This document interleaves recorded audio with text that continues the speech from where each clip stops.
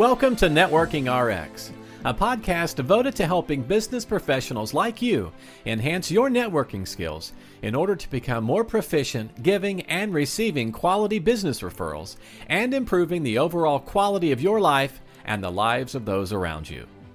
The Networking RX podcast is a production of AmSpirit Business Connections, an organization whose mission is to empower business success through networking. Do you remember back in high school, maybe started in junior high or middle school, we seemed to be very consumed with what others thought of us, how we appeared, and it really drove a lot of decisions. You know, I can think back to, okay, what should I wear? How should I wear it? Who do I hang out with? You know, what do I like? Who do I sit with?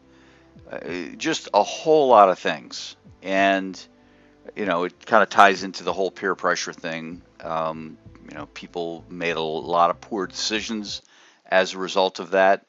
I seem to somewhat dismiss that, but it still nagged at me. I may not have acted on it, but I kind of felt the pull to conform, to fit in.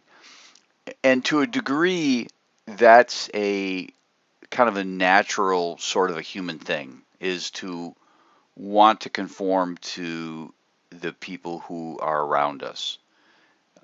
They've done all sorts of studies where they'll ask people who they live in a particular apartment complex, and you know, their political views, their ideological views, so on and so forth, are to a degree driven by the people they're around, and then they'll move to a different setting, and those views will be altered. They'll be somewhat influenced, and that's just goes to show that the people around us, our network, if you will, and I'm using the term network in a very loose sense, not necessarily in a networking business sort of a sense, but just in the sense that there are people, you know, the people around us is our network. You know, I have neighbors, that's my network. I have people within my business, that's my network. That's people I interact with on social media that aren't part of my business, I interact with.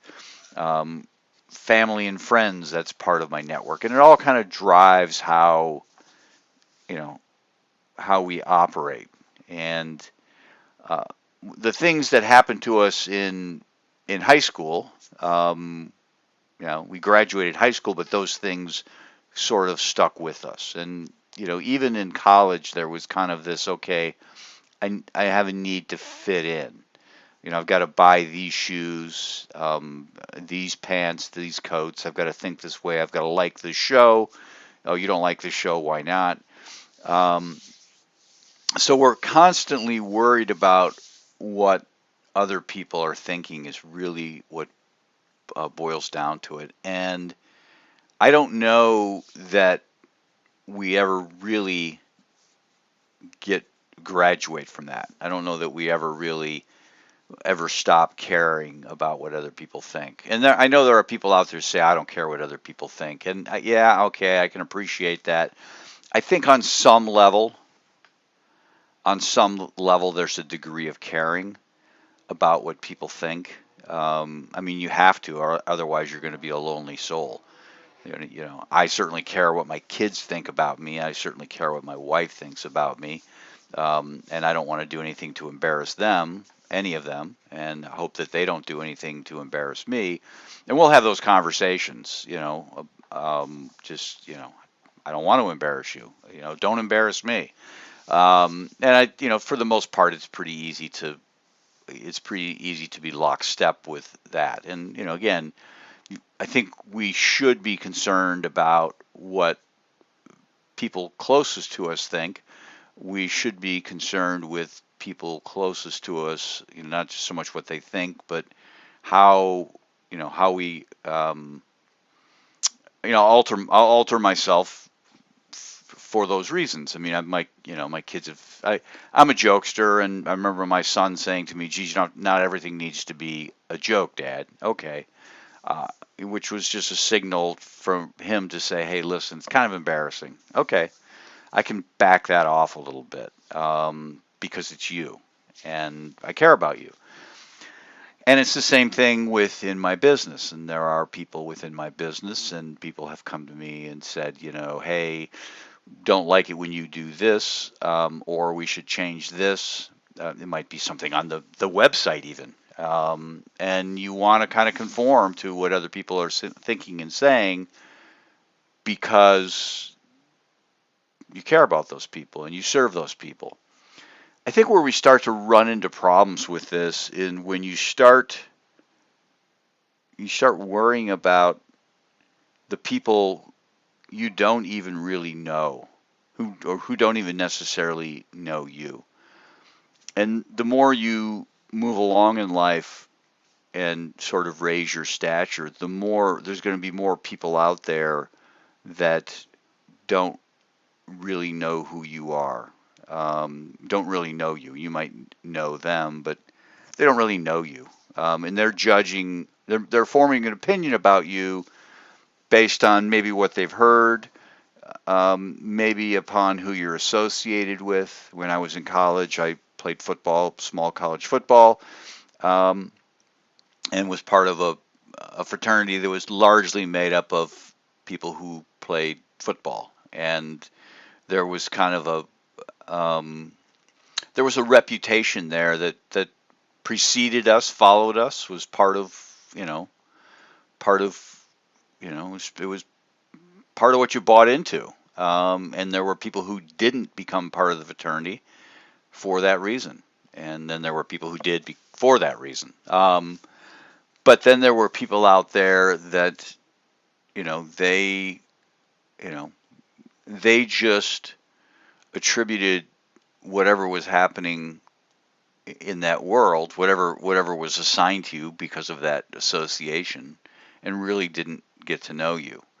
Um, and at times that bothered me. But I was always, I was just very busy in college. I was very busy studying and trying to do well. I ended up going on to law school, and that all worked out. Um, but the problem is that there are a lot of people out there who get very consumed with how they appear to people they don't know, and they want to make sure that the people that they don't know um, get a great view of them. Um, and and the problem is that people can form an opinion about you. Again, back to my football days, right? I play on the football team. I'm a dumb jock. I'm part of this fraternity. You're a dumb jock because it's a dumb jock fraternity. And it's easy to kind of paint with that broad brush. You know what? And to be honest, there were people who were on the football team, and there were people who were part of the fraternity who were dumb jocks. And But I don't think there were any more there than there was in the general population of the school. I think any cross section you have unless you have the cross section of Phi Beta Kappa members, any cross section, you're going to have the people who are underperforming and the people who are overperforming. And that was kind of this, that's how it was in the fraternity. That's how it was on the football team. There were people who were very studious. There were people who went on to medical school, and people went on to law school, and people went on, but still we were kind of painted, if you were a football player, you were kind of painted with this broad brush. And it wasn't necessarily true. And I didn't really care because, in my mind, I didn't care because I was only there 4 years. By the time I realized it was there, I was 2 years in. It's like, what do I care? I'm going to be moving on. I don't know, my teammates and my fraternity brothers are going to be my friends and some other people, and I really didn't worry about it too much. But when you get out, when you leave that environment, and all of a sudden you're in the working world, and then there are other people who, it's not a 4-year thing, it's a 40-year thing. And so there are people out there that you don't even know, and they start to form opinions about you, and those opinions are wrong. Um, what do you do then? What do you do then? Whatever it is, you know. Um, and this is true of a lot. If you have attorneys out there, well, you're an attorney, you've got to be, you know, kind of look at them with an unscrupulous eye. Um, or maybe that's not the right term, but just kind of a suspicious eye, I should say, because they're unscrupulous. Uh, you know, and that's not necessarily true. Um, and I can see somebody saying, okay, what do I, how do I get my, how do I get a great view? How do I get the most accurate view out to the people I don't know? And my feeling is this, and I guess the point of this particular podcast, this particular episode is that if there are people out there that are forming opinions about you and they don't even know you and they haven't even taken the time to know you, you don't need to do anything to change. You don't need to change who you are. You don't need to undertake any sort of action to convince them as to what you're about. You know, that you know, you're an attorney and you're a very honorable attorney, which I'll just pick on that. Um, you don't need to do anything. Don't do anything. Don't change. I mean, if they haven't taken the time to get to know you, don't don't worry about what they think if they haven't taken the time to get to know you. You don't know them. They're really not part of your network. They're really kind of in an outer ring of knowing people who know you. Worry about the people who are in your inner circle. Worry about your family. Worry about your kids. Worry about your spouse. Worry about your parents. Worry about your friends, people that you're really close to, the people who've taken the time to really get to know you. Worry about those types of people. Don't worry about the people who haven't taken the time to get to know you.